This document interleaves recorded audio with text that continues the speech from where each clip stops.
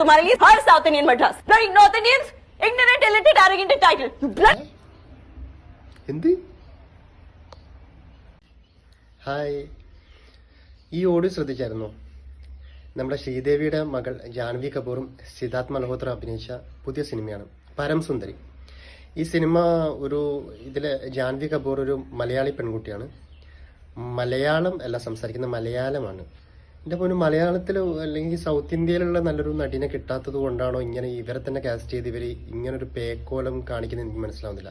ട്രെയിലറാണ് ഇപ്പോൾ ഇറങ്ങിയേക്കുന്നത്. ട്രെയിലറിന് തന്നെ ഒരുപാട് ട്രോളാണ്. എന്ത് പറഞ്ഞാൽ നമ്മളെ പോർട്രേ ചെയ്തിരിക്കുന്ന രീതി എന്ന് പറഞ്ഞു കഴിഞ്ഞാൽ ഒരു മലയാളികൾ മലയാളം സംസാരിക്കുന്ന പോലെയല്ല, ഭയങ്കര ബോറാണ്. നമുക്കതിന്റെ വേറൊരു സീൻ കണ്ടുവെക്കാം. Yes, तुम्हारे लिए हर South Indian Madras bloody North Indians ignorant, illiterate, arrogant entitled. You bloody मैं തേക്കപ്പെട്ട സുന്ദരി ദാമോദരം പിള്ളൈ കേരള से കഴിഞ്ഞില്ല. ഇനി ഇപ്രാവശ്യം നാഷണൽ അവാർഡ് കിട്ടിയ ഒരു സംഭവം ഉണ്ട് കേട്ടോ. നാഷണൽ അവാർഡ് കിട്ടിയ ഒരു പെർഫോമൻസ് കൂടെ നമുക്ക് കാണാം. I'm ശാലിനി ഉണ്ണികൃഷ്ണൻ, തിരുവനന്തപുരം.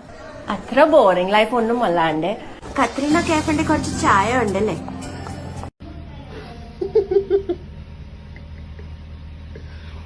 അത്ര ബോറിംഗ് ലൈഫ് ഒന്നും അല്ല എന്റെ. I'm ശാലിനി ഉണ്ണികൃഷ്ണൻ, തിരുവനന്തപുരം. അത്ര ബോറിംഗ് ലൈഫ് ഒന്നും അല്ലാണ്ട് जाने के पहले उसको चक्का वरतद और उन्नीयपम खाना है. കത്രീന കേഫിന്റെ കുറച്ച് ചായ ഉണ്ടല്ലേ. केरला को टाइम बॉम्ब के ऊपर बिठा के रखा है सर. खत्म हो जाएगी. ഖത്തം ഹോ ഗയാ ഗോഡ്സ് ഓൺ കൺട്രി. നിങ്ങൾ ഇത് എന്ത് പറഞ്ഞിട്ടാണ് ഡയലോഗ്സ് ഉണ്ടാക്കുന്നത്? എവിടെ ഖത്തം ഹോ ഗയാന്ന് നിങ്ങൾ പറയുന്നത്? നിങ്ങൾ കേരളത്തിൽ വന്നിട്ടുണ്ടോ? കേരളത്തിലെ ഫുഡ് ആസ്വദിച്ചിട്ടുണ്ടോ? ഇവിടുത്തെ ആൾക്കാരുമായിട്ട് നിങ്ങൾ ഇടപെടുകയിട്ടുണ്ടോ? ഇവിടെ കിട്ടുന്ന ഒരു സെക്യൂർഡ് ലൈഫ് നിങ്ങൾക്ക് എവിടെയും കിട്ടത്തില്ല. കാരണം അത്രയും ഗോഡ്സ് ഓൺ കൺട്രി എന്ന് പേരിട്ട് വിളിക്കുന്നത് അതുകൊണ്ടാണ്. പിന്നെ ഒരു കാര്യം, നിങ്ങൾ ഉദ്ദേശിക്കുന്ന സംഘപരിവാർ അജണ്ടയോ പ്രൊപ്പഗണ്ടയോ ഒരിക്കലും ഡൈജസ്റ്റ് ആവാത്ത തലയിൽ മൂളയുള്ള ടീംസാണ് ഇവിടെ ഉള്ളത്. അതുകൊണ്ട് ഇങ്ങോട്ട് നിങ്ങൾ വന്നിട്ടൊരു കാര്യമില്ല. നിങ്ങളിനി എന്തൊക്കെ പ്രോപ്പഗണ്ട മൂവീസ് ഇറക്കി കഴിഞ്ഞാലും, ഇപ്പോൾ കാശ്മീരിനെ വെച്ചിട്ട് കാശ്മീർ ഫയൽസ് ഇറക്കി, അത് കണ്ടവരെത്ര നമുക്കറിയാം. കാരണം അത്ര വലിയ പോപ്പുലർ മൂവി ഒന്നുമല്ല. പക്ഷേ നിങ്ങളെപ്പോലുള്ള ആൾക്കാർക്ക് കാണുന്നു. സവർക്കറിനെ പറ്റിയുള്ള സിനിമ ഇറക്കുന്നു, പല രീതിയിൽ ഇപ്പം മോദിയെ വെച്ചിട്ട് സിനിമ ഇറക്കുന്നു. നിങ്ങൾ എല്ലാം ഇറക്കിക്കോ, പക്ഷെ ഇങ്ങനെ ഒരു കോമാളിത്തരം പടങ്ങൾ ഇറക്കരുത്. അത് നിങ്ങൾ ഉദ്ദേശിക്കുന്ന എത്ര നെഗറ്റീവ് ആണെങ്കിലും അതിന് നല്ല രീതിയിൽ നിങ്ങൾ സ്പ്രെഡ് ചെയ്യൂ. ഓക്കെ, അതിങ്ങനെ ഒരു കോമാളിത്തരമായിട്ട് ഒരു സിനിമയെ നശിപ്പിക്കുന്ന രീതിയിലാക്കരുത്. നിങ്ങൾ ചെയ്യുന്ന വിഷമാണ് നിങ്ങൾ പുറത്തേക്ക് തള്ളുന്നത്. പക്ഷെ അതിലൊരു ക്വാളിറ്റി വേണമല്ലോ. അതല്ല അതിൽ കാണാൻ പറ്റുന്ന എന്തെങ്കിലും വേണമല്ലോ. അല്ലെങ്കിൽ നിങ്ങളിങ്ങനെ ആൾക്കാരിങ്ങനെ ട്രോളിക്കൊണ്ടിരിക്കും. കാരണം ചിന്തിക്കുന്ന ഒരുപാട് ആൾക്കാർ ജീവിക്കുന്ന സംസ്ഥാനമാണ് കേരളം. ശാലിനി ഉണ്ണികൃഷ്ണൻ, തിരുവനന്തപുരം. ശാലിനി ഉണ്ണികൃഷ്ണൻ, തിരുവനന്തപുരം. ശാലിനി ഉണ്ണികൃഷ്ണൻ, തിരുവനന്തപുരം. എന്തോന്നടേ ഇത്?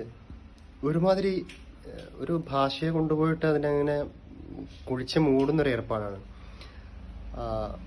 ഒരു സിനിമ ഇറക്കുമ്പോൾ അതിൻ്റെ ആ ഒരു പര്യാപ്തമായിട്ടുള്ള റോള് കൊടുക്കുന്ന സമയത്ത് അതിനെ ആ ലാംഗ്വേജ് അത്രയും ഫ്ലെക്സിബിളായിട്ട് സംസാരിക്കുന്ന, ഇപ്പോൾ ഫോർ എക്സാമ്പിൾ ഇവിടുത്തെ നടിമാർ അവിടെ പോയിട്ട് സംസാരിക്കുന്നു, പക്ഷെ അതൊക്കെ ഫ്ലുവൻ്റ് ആയിട്ട് ശ്രമിക്കുന്നുണ്ട്. അവരിങ്ങോട്ട് വന്ന് സംസാരിക്കുന്നുണ്ട്, ഡബ് ചെയ്യുന്നുണ്ട്. പക്ഷെ ഇങ്ങനെ കഷ്ടപ്പെട്ട് അവരെ കൊണ്ട് മലയാളം പറയിപ്പിക്കുക അല്ലെങ്കിൽ ഡബ് ചെയ്യിപ്പിക്കുക എന്ന് പറയുന്നത് ഭയങ്കര മോശമാണ്. സിനിമയെ തന്നെ കൊല്ലും. പിന്നെ കേരള സ്റ്റോറി നമുക്കറിയാം, ഒരു ഫേക്ക് അജണ്ട അല്ലെങ്കിൽ ഒരു പ്രൊപ്പഗണ്ട വെച്ചിട്ട് ഒരു സംഘപരിവാർ അജണ്ട കുത്തിക്കയറ്റിയിട്ടുള്ളൊരു സിനിമയാണ്. അതെങ്ങനെയും വിഷം നാട്ടിൽ വമ്പിപ്പിക്കാം, എങ്ങനെയെങ്കിലും സ്പ്രെഡ് ചെയ്യാം, ജനങ്ങൾക്കെതിരെ തിരിയാം, ജനങ്ങളെ തമ്മിൽ കൂട്ടിയിടിപ്പിക്കാം, തമ്മിലടിപ്പിക്കാം ഒരു കണ്ടീഷൻ വെച്ചിട്ടാണ് സിനിമ ഇറങ്ങിയിട്ടുള്ളത്.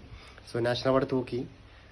ഇപ്പം നാഷണൽ അവാർഡിൻ്റെ ഒരു വാല്യൂ പോയി നമുക്കറിയാം. അപ്പോൾ ഈ ശാലിനി ഉണ്ണികൃഷ്ണൻ എന്ന് പറഞ്ഞാൽ അതാ ശർമ്മൻ്റെ ക്യാരക്ടറൊക്കെ എന്ന് പറഞ്ഞു കഴിഞ്ഞാൽ ഇപ്പോൾ ട്രോള് വരുന്നില്ല. ആ സിനിമയൊന്നും കാണാൻ പോകുന്നില്ല. പക്ഷെ ഇങ്ങനത്തെ ഇത് കാണുമ്പോൾ നമുക്ക് ചിരി വരുവാണ്. ഇപ്പോൾ ഈ തേക്കപ്പെട്ട സുന്ദരി എന്താണ് തേച്ചത് എനിക്ക് അറിഞ്ഞൂടാ. അപ്പോൾ പുള്ളിക്കാരിയും ഇമാതിരി പേക്കോലം കാണിച്ചിട്ട് എന്തിനാണ് സിനിമ ഇറക്കുമ്പോൾ അതിൻ്റെ ക്രാഫ്റ്റ് വർക്കാണ്. സോ അതിനായിട്ട് പ്രിഫർ ചെയ്യേണ്ടതെന്ന് പറഞ്ഞു കഴിഞ്ഞാൽ ഷുഡ് ഹയർ അബൌട്ട് അങ്ങനത്തെ ഒരു ക്യാരക്ടർ ചെയ്യാൻ പറ്റുന്ന ആപ്റ്റായിട്ടുള്ള മലയാളീസിനെ, ഇപ്പം മലയാളം ചെയ്യുമ്പോൾ മലയാളീസിനെ, അല്ലെങ്കിൽ പിന്നെ ഡബ് ചെയ്തിട്ട് സെറ്റാക്കണം. അല്ലാണ്ട് ഇതുപോലെ കുളമാക്കി വെക്കുകയല്ല വേണ്ടത്. ഓക്കെ, അപ്പം അങ്ങനെയാണ് കാര്യങ്ങൾ. അപ്പം എല്ലാവരും എൻ്റെ ചാനൽ സബ്സ്ക്രൈബ് ചെയ്യുക. Okay, thank you, bye, love U.